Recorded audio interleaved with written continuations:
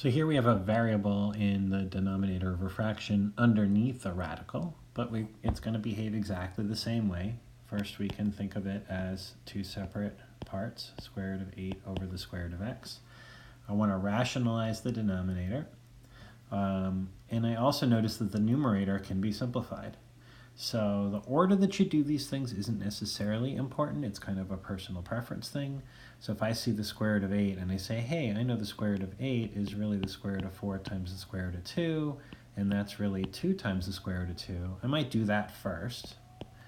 And so the top would then just become 2 times the square root of 2, with the bottom being the square root of x.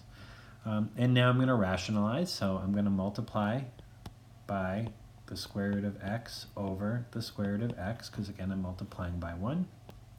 And then when we go ahead and multiply, we multiply across the top. So that is this 2 times rad 2 times x. Remember, when we're multiplying radicals, we multiply the stuff together that we're able to multiply together. So that just becomes 2 times the square root of 2x, because those radicals can be multiplied together. And then on the bottom, the square root of x times the square root of x is simply x. And so that is my answer.